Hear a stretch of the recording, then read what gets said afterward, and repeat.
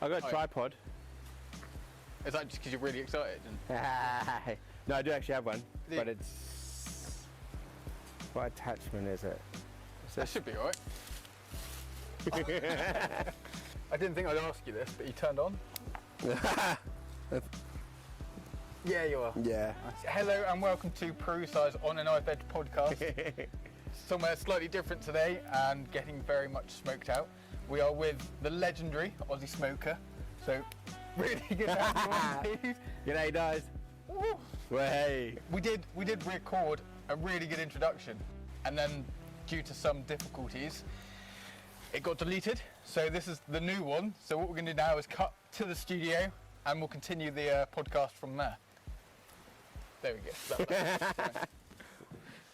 Right, and we're back. Right. So I'll try and put in that little break like some sort of ad for your chili jam or something. And then with some of like the food you cook, do you look to any like specific people, chefs or anyone for like inspiration on different things to try? And that's a great question. It's when I first started, I went past Nankara and I saw Jackson and Darren. I love what Andy Tuck does. We've gone and seen Ben Quinn, and I went there to see what they do, so we don't do it. So the inspiration was these guys are unbelievable. I love barbecuing as well. I want to be part of this arena, but how can we do it in such a way where I'm not doing the same as them, and we're not actually technically in competition? We can refer each other business as well. And there's certain things where people come to me and they're like, hey, we want steak and lobster and this. I'm like, guys, I'll send you out to the other people because that's what they're really good at. So you're kind of sticking to like specialities and what you do really well. We do a lot of low and slow smoked barbecue meat. We treat all the veggie food and vegan food like it's meat. So with the utmost respect, we've got a dish called What No Bacon Beans. So it uses our own barbecue rub. It's cooked for about 6 hours. There's a lot. This has been a recipe for the last 4 years, where it's been the most minute tweaks in at what time do we put the rub in, what time do we to just change it to give this flavour that is. We call it What No Bacon Beans because people think we've hid bacon in it. I don't taste the bacon, but it's got a real like meaty smokiness, but it's 100% vegan, and it's more than just happens to be vegan. Then it's a vegan dish. And it comes back to an Aussie barbecue. Everyone eats the same food and eats together. And if you choose not to eat the meat, that's perfectly fine. But the vegan food has to be just as good for you to fight a meat eater for it. It's good you're kind of focusing on that well as well. Because there's a few places where it's like vegan, like really. It was I'll be honest. When I first started, I thought exactly that. No, I'm not going to bother with it.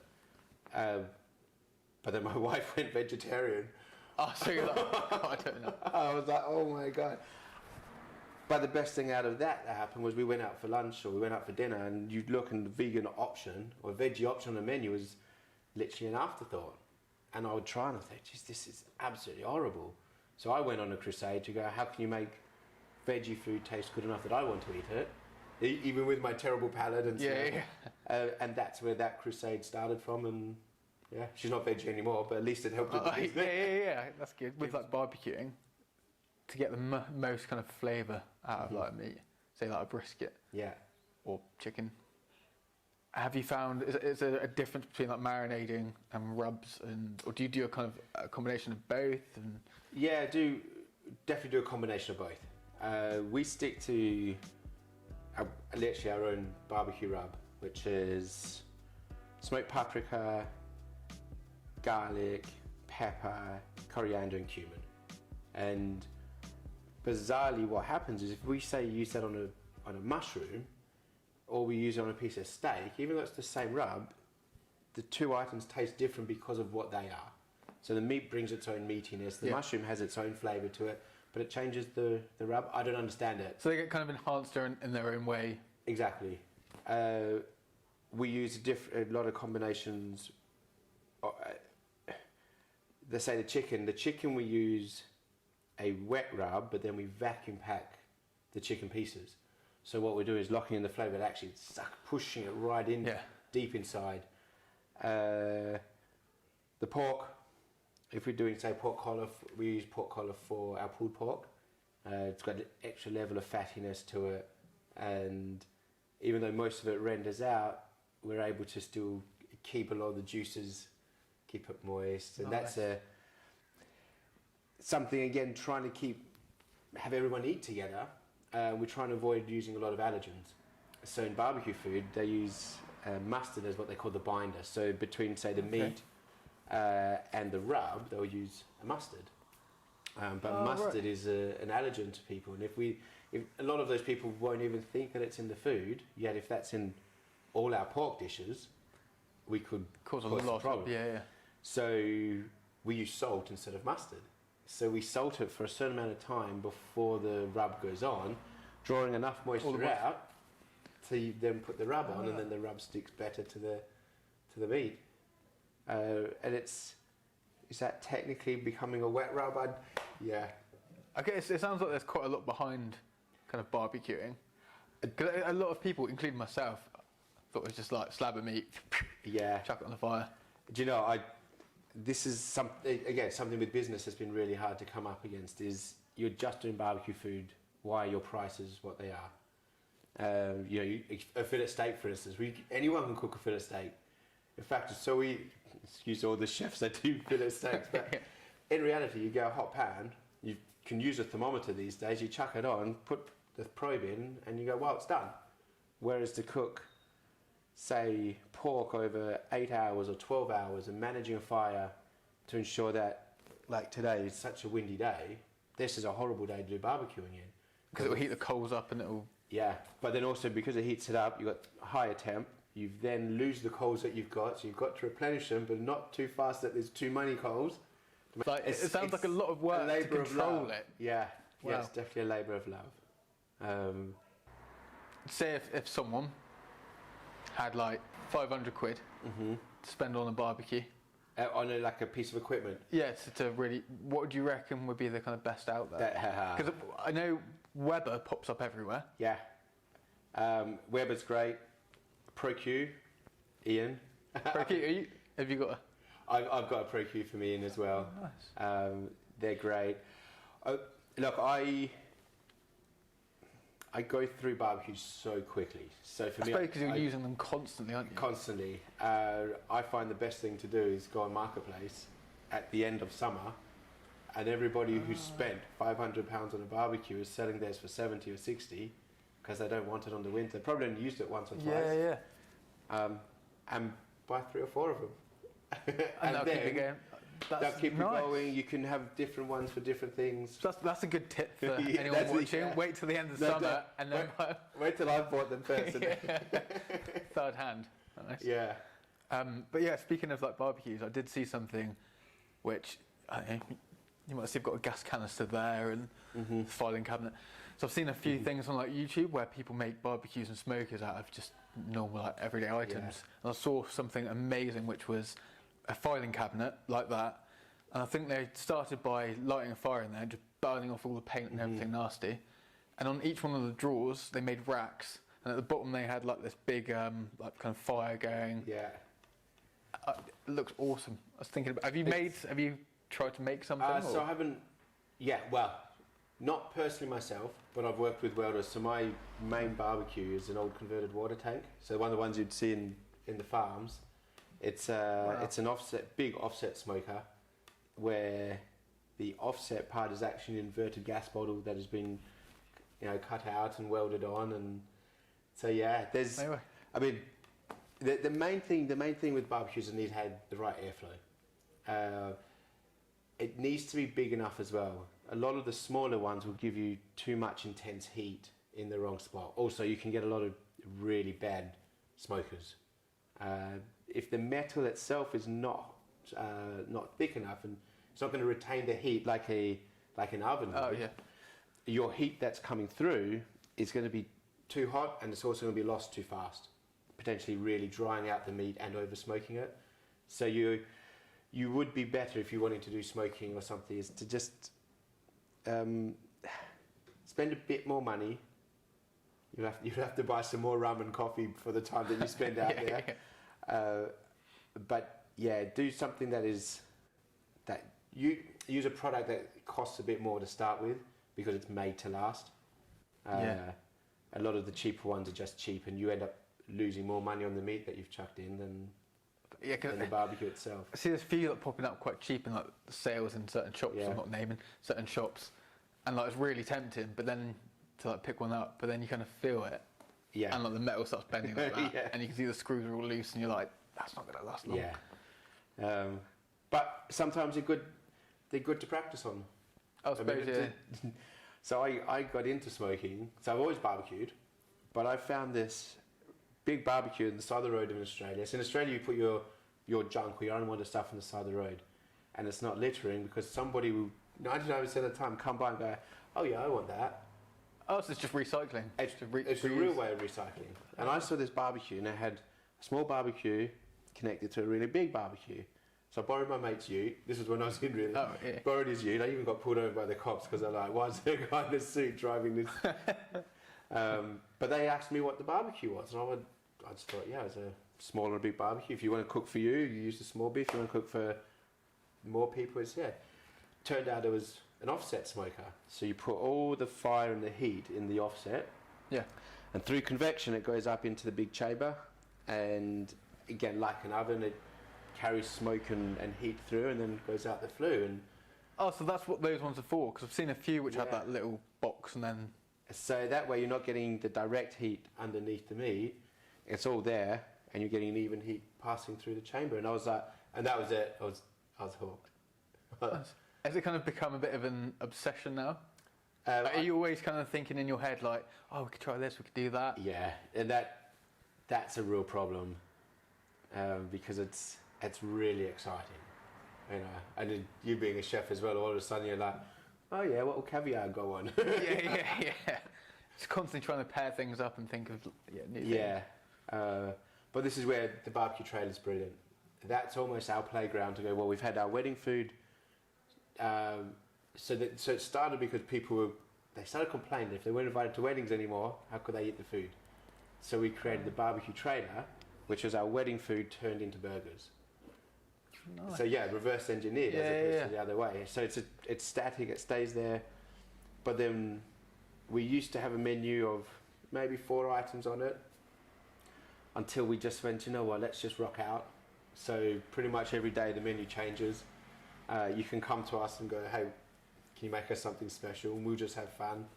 And that is where we play. So if we did go, okay, we want to chuck caviar in a burger, okay, we'll do it. Yeah. Nice. We just see who turns up. See who comes back. It's good because it's just like, because when I went there, I think there was a special, I can't remember what it's called now. I could have But just you been named it. Gibbo special. Yeah. Yeah. But it was good because I was just like, just do whatever. And then when I got it served, it was just... Yeah. We want to make sure Oh, again. dude, so good. I'd rather you went home and the wife said, oh, you're not having dinner. You're like, oh, the Aussie smoker got me. Sunday, we'll be coming over and filming the processes. Yes. So what's kind of like lined up? So on Sunday we'll start off with the pulled pork. So the first part of the process is we'll get the salt on, we'll get the rub on it, we'll light the fire. Everything will go into Shazza. Shazza? Shazza's the smoker. That's a classy name. She's a classy girl.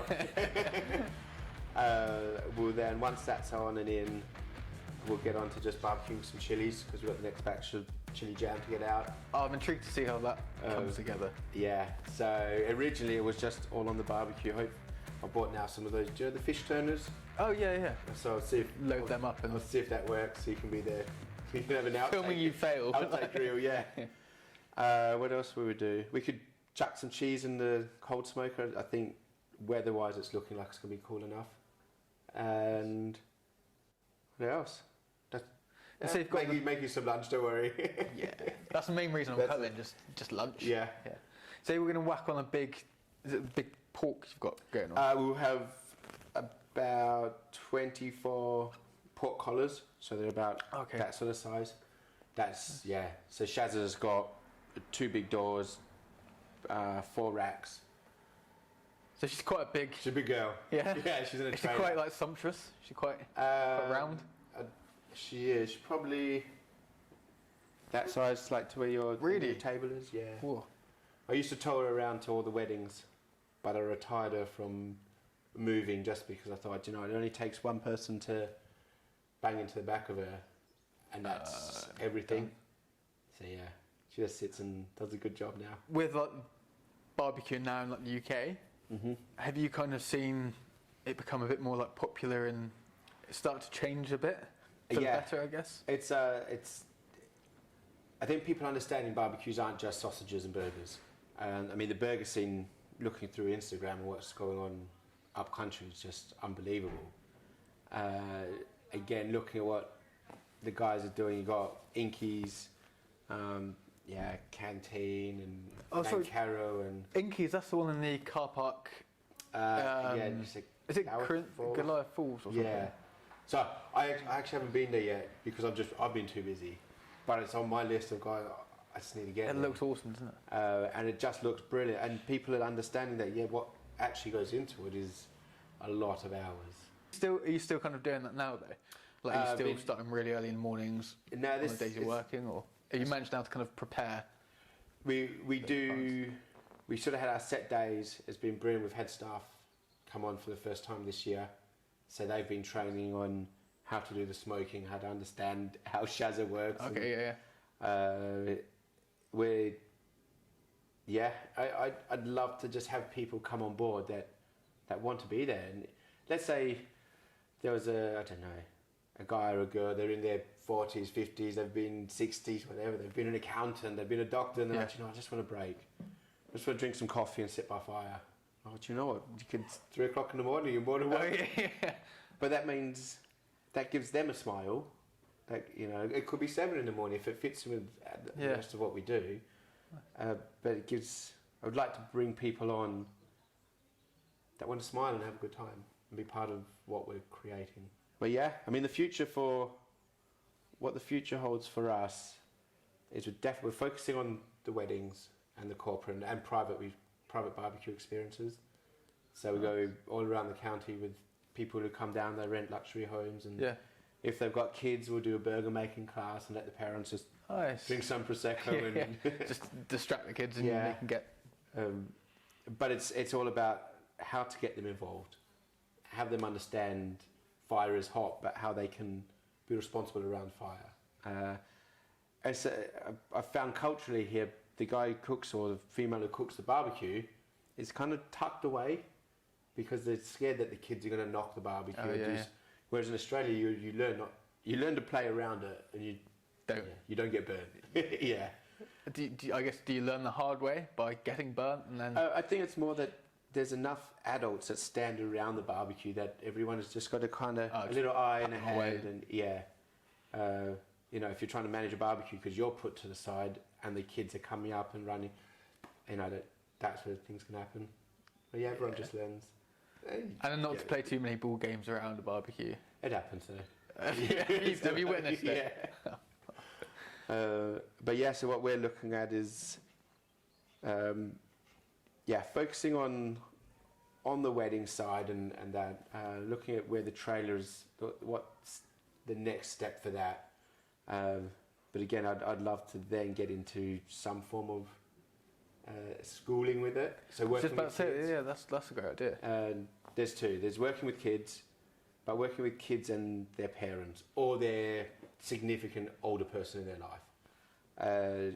Something I did at university was a program called Unigym. So it's where we worked with kids who had some motor control disabilities or learning issue, and it wasn't necessarily that they had anything physically wrong with them. They just maybe weren't picked first, so they always then started getting picked last, and then their skills never grew. Okay, which then led them into, and these were young kids who they were very shy. You could just see a very sharp decline in who they were as people at such a young age, and often it was the parents who didn't know how to react or how to help them get out of it. So we would find the skill that they most wanted to do. Maybe it was hit a ball off a tee or catch a ball. Yeah. But we'd train the parents on how to teach the kids how to do it. So it was a double learning. So the kids got the end goal. The parents got the learning on how to do it. Their bond grew stronger. and it's some ridiculous percentage of these kids just with them back at the level of their peers in an 8-week process. Wow. Yeah. So you're planning on doing that with the barbecuing and the... Maybe not for 8 weeks, but essentially Yeah. what we'll do is we'll teach the parents how to make an Aussie rissole, like an Aussie meatball with their kids. How do you teach the kids how to do it? How do you get messy? Teach them about don't put your fingers in your mouth with raw meat. Yeah. You know, we'll teach them all of that, and then we'll show them how to light the fire and cook a burger. That's an awesome idea. You know, but Really it's about the bonding side. Would you kind of open up almost like a barbecue school then? Because there's so many people who want to know how to do it properly, and probably not. that because you're just too I think- busy with. No, I think there's enough people out there who do amazing barbecue food, and they like I have a passion for barbecue food, but is there a guy down the road from me who could cook something much better? Most definitely. And there are guys on YouTube who are unbelievable, and they're their accountant, and on the side they win barbecue they should do it. Yeah, and I'd be more than happy to promote people doing that, and let's work together. Cool. Come get me in as a guest. I'll say hi and drink some beer and eat some of their food. And then speaking of barbecue competitions, Yes. have you ever done any? No, I've been invited a few times, and I thought, if I lose, that just doesn't look good for me. So I blagged my way into being judge. Well done. Good game plan. And I think turning barbecue into something so serious like a competition, that's too stressful. I guess the joy kind of gets lost from it, doesn't it? Yeah. If you just Whereas I get to see, again, feed 150 people, 100 people, we do it for 10 people, I get to see the smiles there and then of people enjoying the food. Something I thought would be really cool to do is have people, because I'm very honoured that there's so many fans, to the extent that with the chili jam, people are buying me 1.2 kilos. That's mental. Yeah, the tub's got a handle on it. It's crazy. I'd love to.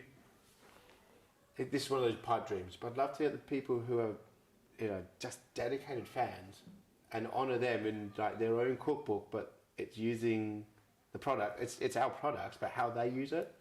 That's a great idea. Because there are so many people, and they tag all the time. They're like, "Hey, we've done this with your food. We've done that." I was just like, I can't even think of that.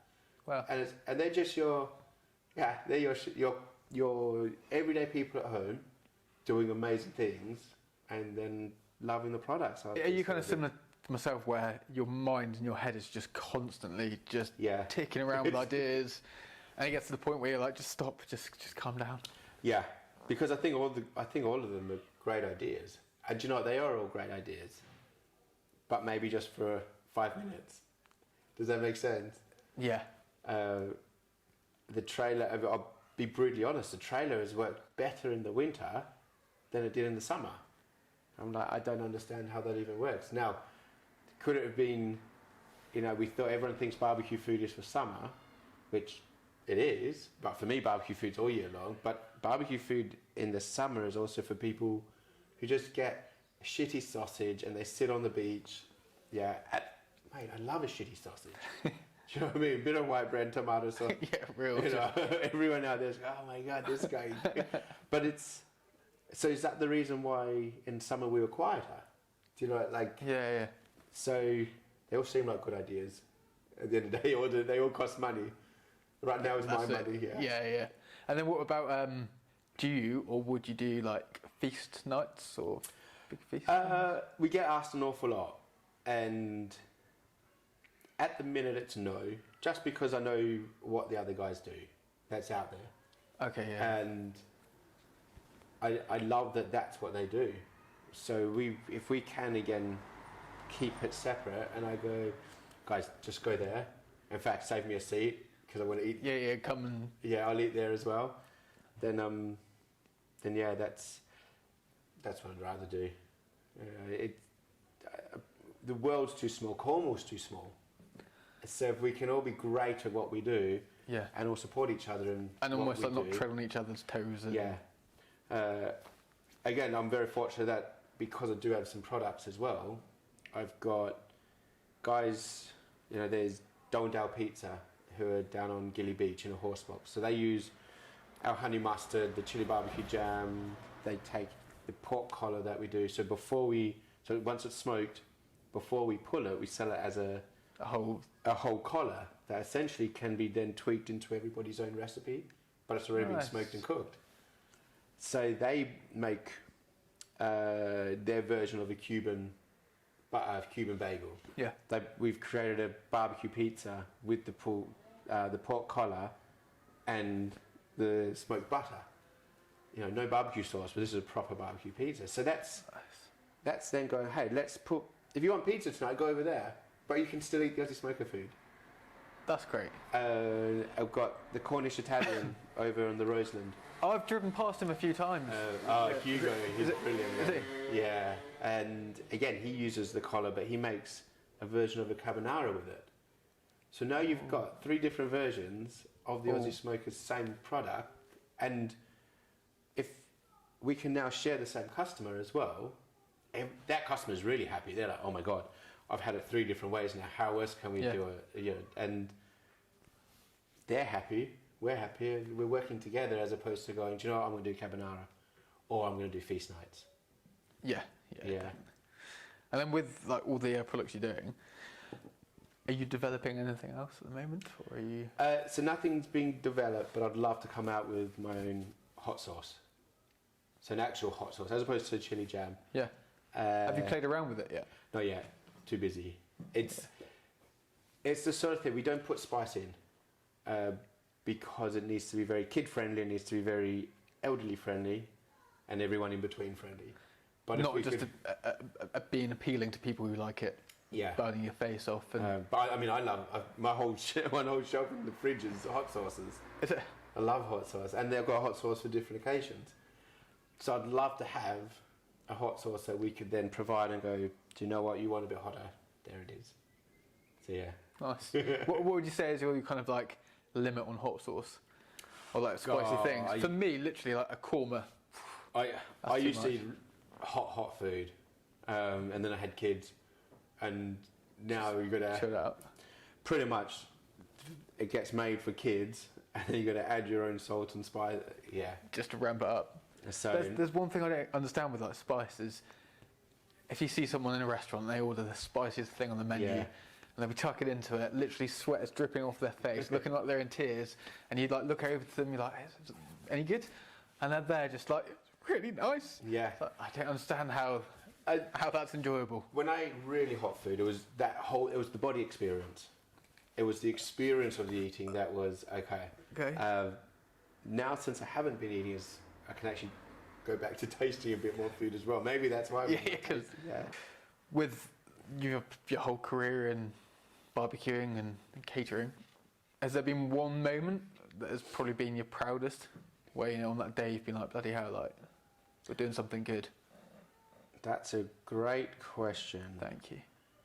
Proudest moment. Yeah, I had a moment this year.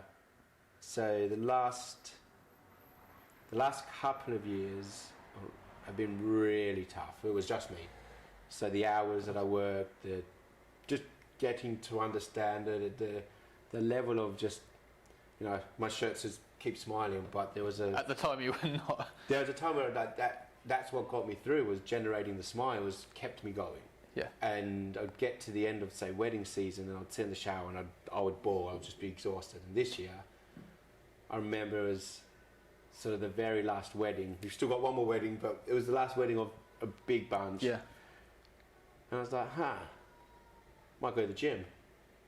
And it was a proud moment because things had started to really come together. The team was really good.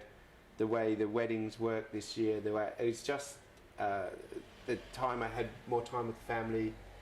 The vision was all starting to come together. So all that like a hard graft, long hours, like dedication and commitment to what you're trying to do. And having people understand that, yes, we have to be doing amazing food, but the Aussie Smoker's not about food. The Aussie Smoker's about smiles. About the feeling and just about people coming together. And even if they're just talking about us, it's in a positive light and it makes them feel good. and that as a vision, I hope is starting to come, and we've still got a long way to go, but I think just keep on kind of pushing and pushing. Yeah. Just keep doing what you're doing, So- spreading the love. that was a proud moment. Nice. And then I've had some really cool times where I've had different celebrities ask me to cook for them, and the crazy thing is I'm especially coming from Australia, a lot of the celebrities are British celebrities. I don't So you're a really bit like, know. I don't know. I'm like, cool. Oh, who is this? Wow. Can you list a few? Name dropping. I can say one of them was not Ant from Ant and Dec. Dec. Yeah. Okay. Actually, no, I can say I have that with that one. Fed the guys from A League of Their Own, so that was Ramesh, Ranganathan, Oh, wow. Jamie Redknapp, Freddie Flintoff. Who else? Some of my favourite musicians I fed. Wow. So I fed Groove Armada, and that was Is that a festival? Or? yeah. So they came down and they were doing something at the Great Estate, and I got in touch and I was like, guys, I've listened to you as like the first electronic music from being this age, and yeah, I got to feed them and just hang out with people who, especially the musicians. I love feeding the musicians and I listen to their music because most of the food that I cook has their music in it. So when I can say, hey guys, this food is made with your music, that's my gift back to you. That's an honour. So it's like full sort of circle of like Yeah. a story and. So if you're there, a musician doesn't get to have, they don't get to see everyone who listens to the music. Most of their music's probably played in the kitchen or somewhere. Yeah. They'll see people at a festival or at their concert, but they're also very engaged in what they're doing, playing their music. Whereas for me to be able to go, hey, this is years of your music in food form back to you, thank you very much. That makes me feel good. Wow. Yeah. And then with say Ramesh Ranganathan, Yeah. was he like as funny as he is So on TV, or was he a bit? They were serious? exhausted because I'd just done a big SAS sort of thing. But he was vegan, so he was Oh yeah. more concerned that there was no vegan food because you hear barbecue. And then he went, hang on a sec, you can eat everything except the meat, which was 4 out of 6 dishes. So was like- very happy. So he was very happy. Yeah. Nice. Yeah. I just want people to be happy, mate. It sounds like you're going in such a good direction, like positive direction. Oh, thank you. That's awesome. Really getting your name out there, which is great. And I think on that note, it's been great to have you on and Thank finally you, mate. catch up in person. And we will put a link in the description for some of your sweet Yeah, products. Amazing. And I think as well, maybe in the next next year, a couple of years time, we'll have a catch up, Yeah. see how you're doing, Amazing. and hear more of your journey. Amazing. But again, Thank you very much. it's been really Thanks, good mate. to like finally catch up. And thank you very much My for pleasure. that. Stay jazzy. Oh, mate, with this, how can I not? That's awesome. Beauty. I really enjoyed that, dude. It's so good to like.